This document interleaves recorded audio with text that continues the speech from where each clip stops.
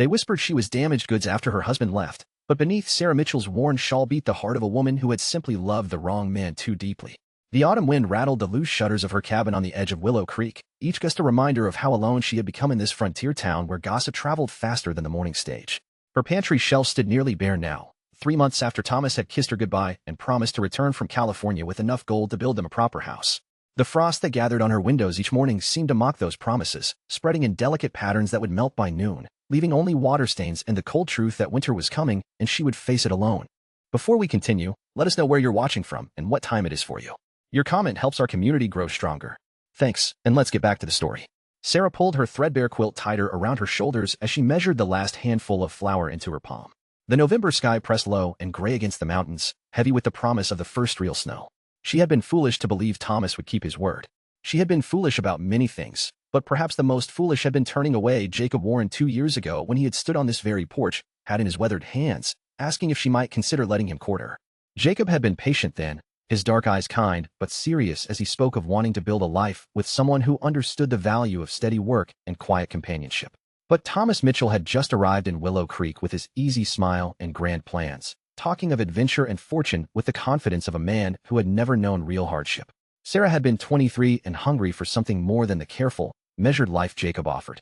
She wanted passion and excitement, not the solid dependability of a man who carved wooden trinkets in his spare time and never spoke above a whisper in church. How different her choice seemed now as she faced another evening of thin soup and the growing certainty that her husband would not return before the snows made travel impossible. The other women in town had stopped bringing casseroles weeks ago, their initial sympathy curdling into something sharper as the months passed without word from Thomas. She caught their glances in the general store, saw how they pulled their children closer when she passed, as if abandonment might be catching. Mrs. Henderson had been the cruelest, cornering Sarah by the pickle barrels just last week to declare that a woman who could not keep her husband was surely lacking in the essential qualities that made marriage work. The words had stung not because they were true, but because Sarah had begun to wonder if they might be. Had she failed Thomas somehow? Had her love been too demanding, too desperate, too much of the clinging vine her mother had always warned her against becoming? The sound of approaching hooves broke through her brooding thoughts. Sarah peered through the frost-etched window to see Jacob Warren dismounting from his bay gelding, a canvas sack slung over his shoulder. Her heart lurched with a mixture of gratitude and shame. Even after she had chosen another man, even after the awkwardness that had settled between them like a wall neither could quite breach, Jacob still checked on the widows and struggling families when the weather turned harsh. She opened the door before he could knock, not wanting him to see how the cold had warped the wood so badly that it stuck in the frame. Jacob stood there with snowflakes beginning to dust his dark hair, his face as unreadable as always but his eyes holding a gentleness that made her throat tighten with unshed tears. "Good evening, Sarah," he said, his voice carrying that same quiet cadence she remembered from their brief courtship. "I brought some supplies from town. The storm coming in looks to be a hard one." She wanted to refuse, to maintain the pride that was about all she had left, but the smell of fresh bread wafting from his sack made her stomach clench with hunger. Jacob seemed to understand her struggle without her saying a word. He stepped past her into the cabin, setting the sack on her small kitchen table with the same careful deliberation he brought to everything.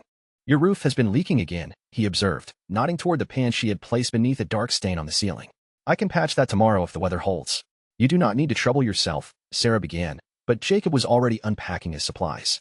Bread, butter, dried apples, a small jar of preserves, and a package wrapped in brown paper that smelled like the bacon she had not tasted in weeks. Her eyes filled despite her efforts to maintain composure. "It is no trouble," Jacob replied, arranging the items with the same methodical care he showed when organizing his woodworking tools. "We look after each other here. That is what neighbors do." The word neighbors settled between them with all the weight of what they had once been to each other and what they had become. Sarah busied herself putting the food away, aware of Jacob moving around her small space like he belonged there, checking the fit of her windows, testing the stability of her table, his presence filling the cabin with a warmth that had nothing to do with the meager fire crackling in her hearth. "How long since you have heard from Thomas?" he asked finally, the question she had been dreading all evening. 3 months and 2 weeks, she admitted, surprised by how easily the truth came. "He wrote from Sacramento in August, said he had found work with a mining outfit and would send for me before winter." Jacob nodded without judgment, but she saw something flicker in his expression, a tightening around his eyes that spoke of controlled anger. Not anger at her, she realized, but at the man who had made promises he had no intention of keeping. The wind picked up outside, howling through the gap beneath her door and setting the shutters to banging against the cabin walls. Jacob moved to secure them, his movements efficient and sure. Sarah watched him work and felt something she had not experienced in months, a sense of safety that came not from grand gestures or passionate declarations, but from the quiet competence of a man who saw what needed doing and did it without fanfare. When he finished with the shutters, Jacob paused by her door as if gathering his thoughts. The lamplight caught the silver threads that had appeared in his dark hair since she had last seen him up close, evidence of the 2 years that had passed since their interrupted courtship. He was 32 now, old enough to have given up on the idea of marriage, yet something in his manner suggested he had not closed that door entirely. "Sarah," he said carefully, "if the storm is as bad as it looks to be, you should not be alone out here. My cabin has a good strong roof and a root cellar full of supplies. There would be no expectations, no obligations. Just neighbors helping neighbors through a difficult time." The offer hung in the air between them, loaded with possibilities and complications she was not sure she was ready to face.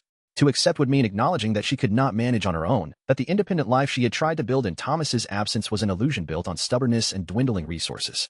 But to refuse might mean facing the storm alone, and she was no longer certain her pride was worth that risk. "I appreciate the kindness," she said slowly, "but people would talk." Jacob's smile was small but genuine, transforming his usually serious features in a way that reminded her why she had once found him attractive before Thomas's flashier charm had turned her head. "People are already talking," he pointed out gently. "At least this way, they would have something true to talk about instead of making up stories to fill the silence." The wind gusted again, hard enough to rattle the entire cabin and send a shower of dust down from the rafters.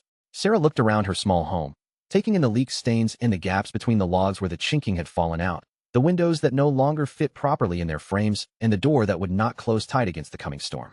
She thought of the long, cold night ahead, of the thin soup that would have to serve as her dinner, of the loneliness that had become her constant companion. "All right," she said quietly, "but just until the storm passes." Jacob nodded as if her capitulation was exactly what he had expected, neither triumphant nor relieved, but simply accepting of what needed to happen next. He helped her gather a few essential items, her extra quilt and spare dress, the small Bible that had been her mother's, the daguerreotype of her parents that sat on her kitchen shelf. As she moved around the cabin collecting her things, Sarah felt the strange sensation of closing a chapter of her life, though she could not yet see what the next one might hold. The ride to Jacob's cabin was a cold, silent affair, Sarah seated behind him on his horse with her arms wrapped around his waist for warmth and stability. She had forgotten how solid he was, how his presence seemed to anchor everything around him in a way that Thomas's restless energy never had. Thomas had always been moving, talking, planning the next adventure, while Jacob existed in a state of calm readiness, like a tree that had grown deep roots and could weather any storm. Jacob's cabin was larger than hers, built with the kind of careful attention to detail that spoke of a man who planned to live in a place for the rest of his life. The roof was sound, the windows fitted properly, and the stone fireplace drew the smoke up the chimney instead of letting it drift through the room. But what struck Sarah most was the warmth of the space, not just the physical warmth from the well-banked fire, but something deeper, a sense of home that her own cabin had never quite achieved even when Thomas had shared it with her. "You can take the bedroom," Jacob said, hanging his coat on a peg by the door. "I will make up a bed by the fire." "That is not necessary," Sarah protested. "I can sleep anywhere. You should not give up your own bed." But Jacob was already moving toward the bedroom, gathering blankets and pillows with the same quiet efficiency he had shown in securing her cabin. The argument died in her throat as she realized that protesting would only make the situation more awkward than it already was. She was a guest in his home, a woman whose husband had abandoned her, accepting charity from a man she had once rejected. The least she could do was accept his kindness with grace. The bedroom was sparse but comfortable, furnished with a sturdy bed, a washstand, and a chest of drawers topped with a small mirror. What caught Sarah's attention, however, was the carving that sat on the windowsill, a small wooden bird with its wings spread as if caught in the moment of taking flight. The craftsmanship was exquisite, each feather individually detailed, the expression somehow conveying both freedom and joy. "You made this," she said, picking up the carving to examine it more closely. Jacob appeared in the doorway, a stack of blankets in his arms. "It is just something I work on in the evenings," he said with characteristic modesty. "Keeps my hands busy." Sarah turned the bird over in her palms, marveling at the smooth finish and delicate details. She remembered now that Jacob had always been skilled with his hands, that he made much of his own furniture and had a reputation throughout the county for his woodwork. Thomas had dismissed such talents as the hobbies of a man without ambition, but Sarah found herself wondering what kind of patience and vision it took to create something so beautiful from a simple piece of wood. "It is lovely," she said sincerely, "like something that should be in a museum back east." Jacob's cheeks colored slightly at the compliment. He set the blankets on the bed and moved to take the carving from her hands, but Sarah found herself reluctant to give it up. There was something about the little bird that spoke to her, perhaps its expression of yearning for flight, or the careful attention someone had paid to every detail of its creation. "Keep it," Jacob said softly, seeming to understand her reluctance. "Every bird should have a chance to find the window it belongs in." The words carried more weight than their surface meaning suggested, and Sarah felt her breath catch as she met his eyes. For a moment, the careful distance they had maintained since Thomas left seemed to thin, replaced by an awareness of each other that had nothing to do with charity or neighborly kindness. Then Jacob cleared his throat and stepped back, the moment passing as quickly as it had come. "I will leave you to settle in," he said, his voice carefully neutral. "There is water for washing and extra blankets if you get cold. The storm should blow itself out by morning." After he left, closing the door quietly behind him, Sarah sat on the edge of the bed and stared down at the wooden bird in her hands. She could hear Jacob moving around in the main room, banking the fire and arranging his makeshift bed, and found herself thinking about the differences between the two men who had shaped her adult life. Thomas had courted her with grand gestures and passionate speeches, sweeping her off her feet with promises of adventure and devotion that had proved as insubstantial as morning mist. Jacob, on the other hand, spoke through his actions, through the careful way he had prepared his guest room and the thoughtful gift of a carving that somehow captured everything she had been feeling without her ever putting it into words. Sleep was a long time coming. Sarah lay in Jacob's bed, surrounded by the unfamiliar sense of his life, listening to the storm rage outside and thinking about the choices that had brought her to this moment. She thought about Thomas and the dreams they had shared, dreams that now seemed as naive as they were beautiful. She thought about the life she might have had if she had chosen differently 2 years ago, if she had seen past Jacob's quiet manner to the steady strength beneath. But mostly she thought about the man sleeping in the next room, and the unexpected kindness he had shown a woman who had once broken his heart. There was something healing in that kindness, something that made her feel less like damaged goods and more like a person worthy of care and consideration. For the first time in months, Sarah fell asleep feeling safe. She woke to the smell of coffee and bacon, scents so rich and inviting that for a moment she forgot where she was. Then memory returned, along with a flush of embarrassment at having slept so late. Pale morning sunlight was streaming through the bedroom window, revealing a world transformed by snow. The storm had indeed blown itself out, leaving behind a landscape of pristine white that sparkled like scattered diamonds in the early light. Sarah dressed quickly and emerged from the bedroom to find Jacob at the stove, tending a pan of eggs with the same careful attention he brought to everything else. He had already cleared the table of his blankets and set 2 places with simple but clean dishes. "Good morning," he said without turning around. "I hope you slept well." "Better than I have in months," Sarah admitted, taking a seat at the table. "The storm was quite fierce, but short," Jacob replied, finally facing her with a plate of perfectly cooked eggs and bacon. "The worst storms often are. They blow hard and fast, then leave clear skies behind." Sarah wondered if he was talking about more than just the weather, but his expression was unreadable as always. They ate in comfortable silence, broken only by the occasional comment about the beauty of the snow-covered landscape or the likelihood of more storms before winter truly set in. It was the kind of easy domesticity that Sarah had imagined sharing with Thomas but had never quite achieved, their meals together always charged with either passion or conflict, never this simple contentment. After breakfast, Jacob insisted on accompanying her back to her own cabin to assess any damage from the storm. The ride through the snow-laden forest was like traveling through a fairy tale, every branch and pine needle outlined in white, the silence broken only by the soft thud of their horses' hooves and the occasional whisper of snow falling from overladen branches. Sarah's cabin had weathered the storm better than expected, though there were several new places where the chinking had fallen out and the leak in the roof had worsened considerably. Jacob walked through the small space with a critical eye, making mental notes of what needed attention. "I can have most of this fixed by evening," he said finally, "but you should not stay here tonight. The temperature is going to drop well below freezing, and without proper sealing around the windows and door, you will not be able to keep the cabin warm enough." Sarah wanted to argue, to insist that she could manage on her own, but the evidence was all around her. Her meager fire had barely kept the main room above freezing even before the storm, and now with additional gaps in the walls, the situation would only get worse. Pride was a luxury she could no longer afford. "I do not want to impose on your kindness any longer than necessary," she said carefully. Jacob paused in his examination of a loose window frame to look at her directly. "Sarah," he said, and something in his tone made her name sound different, warmer somehow. "You are not an imposition. You are a neighbor in need, and helping neighbors is what we do here. Besides," he added with a small smile, "I have grown accustomed to having someone to cook for again." The admission was so simple and honest that it took Sarah's breath away. She realized that in all her worry about being a burden, she had not considered that her presence might actually bring Jacob some measure of comfort. He had been living alone for years, choosing solitude over the risk of another romantic disappointment, and perhaps her company was as much a gift to him as his shelter was to her. They spent the day working together to make her cabin more habitable, Jacob doing the skilled repair work, while Sarah helped where she could and prepared meals from the supplies he had brought. It was hard work, but satisfying in a way that Sarah had not experienced in months. There was something deeply peaceful about working alongside someone who knew what he was doing, who moved with purpose and competence, who never made her feel useless or in the way.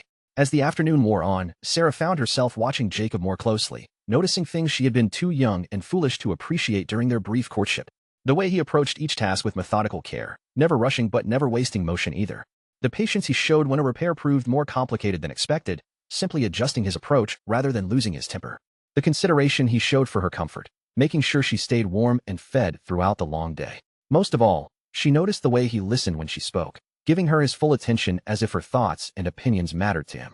Thomas had been a talker, filling every silence with stories and plans and dreams, but Jacob was a listener, drawing her out with thoughtful questions and genuine interest in her answers. By evening, Sarah realized she had talked more in one day than she had in the previous 3 months combined. The sun was setting by the time they finished the most urgent repairs, painting the snow-covered landscape in shades of pink and gold that took Sarah's breath away. She stood in the doorway of her cabin, looking out at the winter beauty while Jacob packed up his tools, and felt a contentment she had not experienced since childhood. "Your cabin should hold its warmth much better now," Jacob said, joining her in the doorway. "But I still think you should come back to my place tonight. Give the chinking time to properly set before you test it against a hard freeze." Sarah nodded, no longer feeling the need to protest his care. They had fallen into an easy rhythm throughout the day, working together like a team that had been partnered for years rather than hours. The thought of returning to his warm, well-built cabin, of sharing another meal, and perhaps more of the comfortable conversation that had made the day pass so quickly, held more appeal than she wanted to admit. That night, after another excellent dinner and an evening spent talking by his fire, Sarah lay in Jacob's bed holding the wooden bird and thinking about the unexpected turn her life had taken. A week ago, she had been facing the prospect of a winter alone, struggling to survive on diminishing supplies and the charity of increasingly reluctant neighbors. Tonight, she was warm and well-fed, her immediate needs met by the kindness of a man she was beginning to see with new eyes.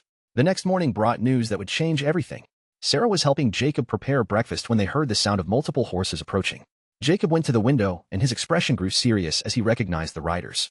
"It is Sheriff Morrison," he said quietly, "and it looks like he has Thomas with him."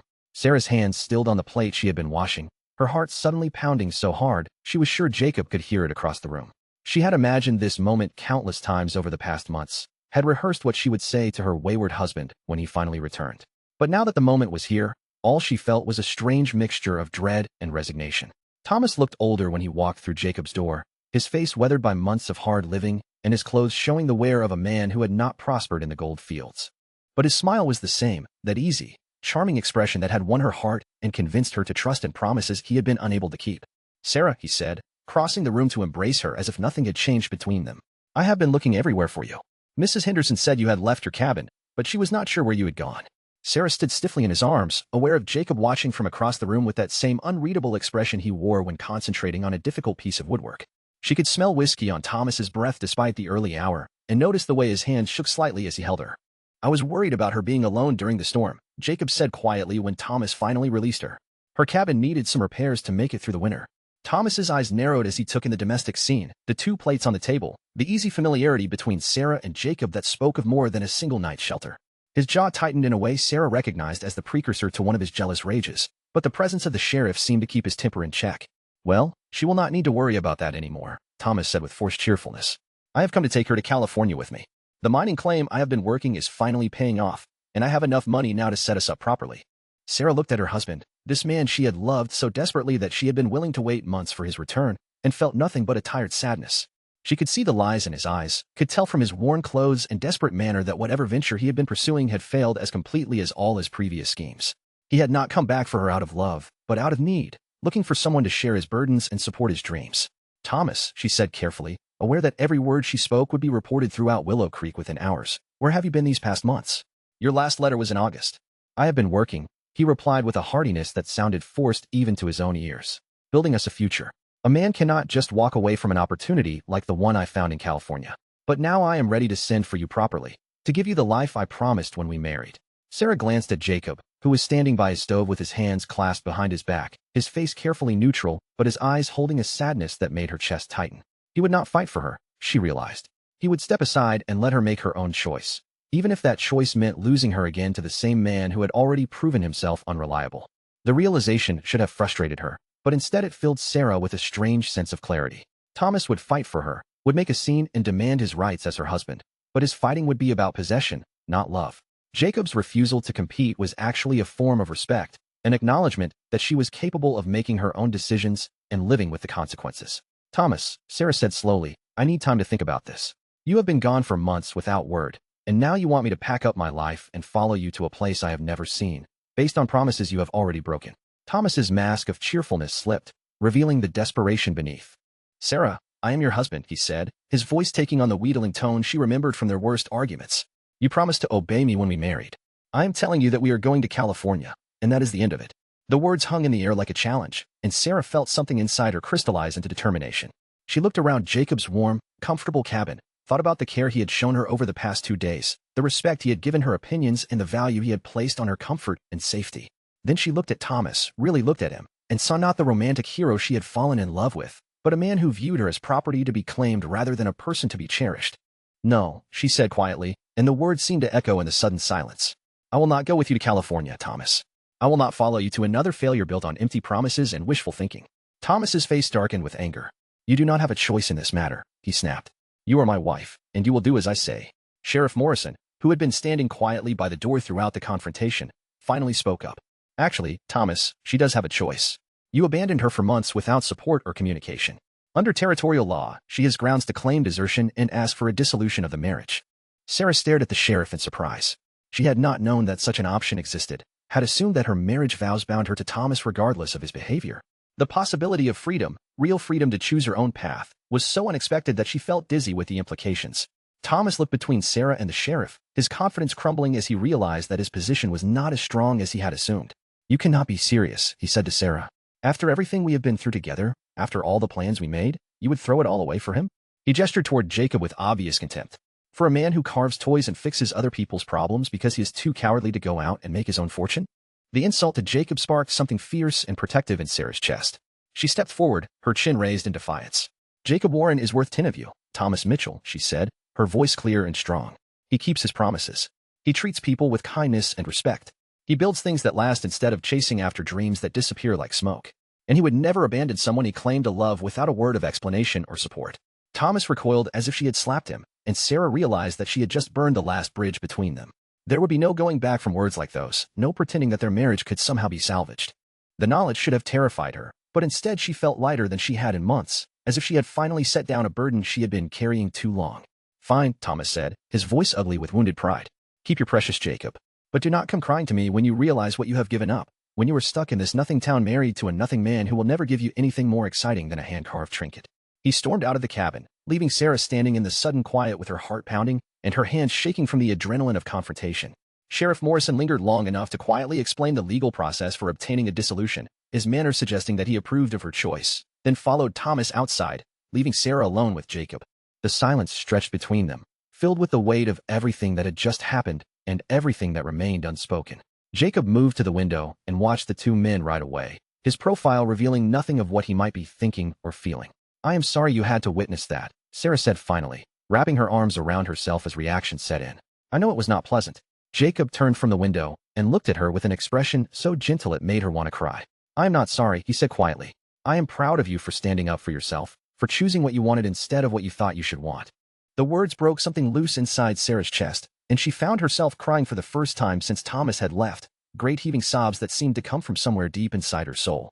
Jacob crossed the room and pulled her into his arms, holding her while she wept for the death of her marriage, for the naive girl who had believed in fairy tale endings, for all the months of loneliness and self-doubt that had led to this moment. When the tears finally subsided, Sarah found herself still in Jacob's embrace, her face pressed against his chest where she could hear the steady rhythm of his heartbeat. She should have been embarrassed by such intimacy, should have pulled away and composed herself, but instead she felt safe and cherished in a way she had never experienced with Thomas. "Jacob," she said softly, not lifting her head from his chest. "What happens now?" "Now," he replied, his voice rumbling through his ribcage. "You decide what kind of life you want to build for yourself. You decide whether you want to stay in Willow Creek or go somewhere else, whether you want to live alone or with someone else, whether you want to take chances or play it safe. The choice is entirely yours." Sarah tilted her head back to look up at him, seeing something in his dark eyes that made her pulse quicken. "And what do you want?" she asked. "What would you choose if you were making the decision?" Jacob's hand came up to cup her cheek, his thumb brushing away the last of her tears. "I would choose to wake up every morning knowing that the person beside me was there because she wanted to be, not because she felt trapped by promises made in haste or fear. I would choose to build something real and lasting with someone who shared my values and my vision for the future. I would choose love that grows stronger with time instead of burning bright and fast like a prairie fire." The words were as close to a declaration as Jacob was likely to make, and Sarah felt her heart respond with a warmth that had nothing to do with passion and everything to do with coming home. She reached up to trace the line of his jaw with her fingertips, marveling at the patient strength she found there. "I think," she said carefully, "that I would make the same choice." Jacob's smile transformed his entire face, revealing a joy and tenderness that took Sarah's breath away. He leaned down to kiss her, a gentle, reverent kiss that spoke of new beginnings and carefully tended hopes. When they broke apart, Sarah felt as if she was seeing the world clearly for the first time in years. The months that followed were a time of healing and discovery for Sarah. The legal dissolution of her marriage to Thomas proceeded without complication, aided by his continued absence and the testimony of neighbors who had witnessed her abandonment. Jacob courted her properly this time, with long walks and quiet conversations, with thoughtful gifts and patient understanding of her need to rebuild her confidence and trust. The town slowly accepted their relationship, won over by Jacob's steady devotion and Sarah's obvious happiness. Even Mrs. Henderson eventually admitted that perhaps Sarah had made the right choice in choosing security over excitement, though she expressed this opinion in her usual backhanded way. Spring came early that year, melting the snow and bringing new life to the mountain valleys around Willow Creek. Sarah moved back into her own cabin, properly repaired now and weatherproofed against future storms, but she spent most of her time at Jacob's place, learning to cook his favorite meals and helping him with his woodworking projects. She discovered that she had a natural talent for the delicate detail work that finishing required, and Jacob began incorporating her suggestions into his designs. They worked well together, she realized, complementing each other's strengths and compensating for each other's weaknesses in a way that felt as natural as breathing. The proposal, when it came, was as quiet and thoughtful as everything else about Jacob Warren. They were sitting on his porch one evening in late May, watching the sunset paint the mountains in shades of gold and purple, when he reached into his pocket and pulled out a small wooden box.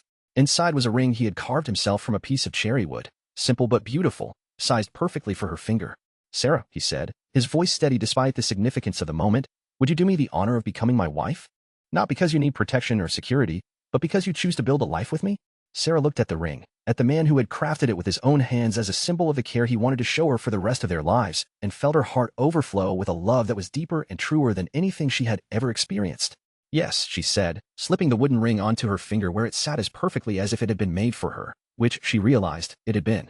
"Yes, Jacob Warren, I choose you. I choose us. I choose the life we can build together." Their wedding took place in the little church at the center of Willow Creek on a warm Saturday morning in June, with most of the town in attendance and wildflowers decorating the altar.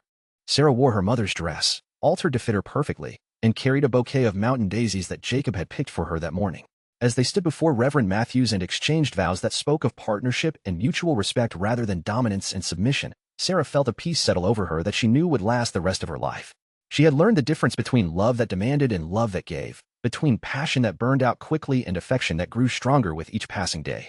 Jacob slipped a proper gold ring onto her finger beside the wooden one, but Sarah kept both, treasuring the handmade band as a symbol of the unique and irreplaceable love they shared. When the Reverend pronounced them husband and wife, Jacob's kiss was gentle and reverent, a promise of all the tenderness and devotion he planned to show her in the years ahead. The reception was held in the town square, with tables laden with food contributed by neighbors who had come to genuinely celebrate the union of two people who clearly belonged together. Even Thomas's former drinking companions admitted that Sarah had made the right choice, that she deserved a man who would treat her with the respect and consideration she had never received from her first husband. As the evening wore on and the festivities began to wind down, Sarah found herself standing beside her new husband, watching their friends and neighbors dance under the stars.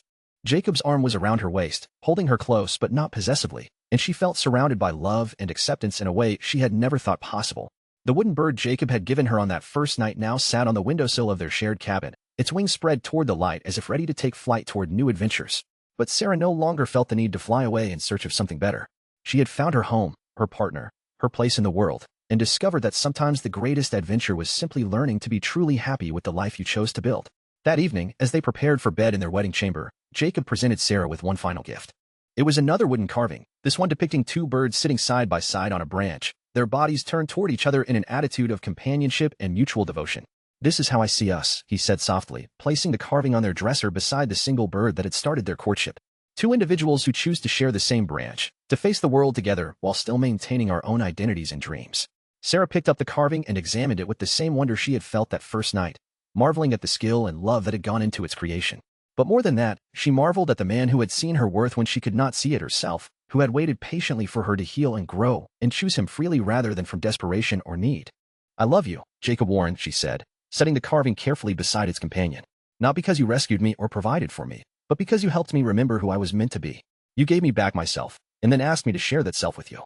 Jacob's answer was another of those gentle kisses that spoke of deep waters and lasting devotion, of love that would weather any storm and grow stronger with each passing season. As Sarah settled into her husband's arms on their wedding night, surrounded by the tangible symbols of his care and craftsmanship, She knew that she had finally found the life she was meant to live, with the man she was meant to love. The abandoned woman was gone, replaced by a wife who had chosen her partner with wisdom gained through hardship and eyes opened by experience.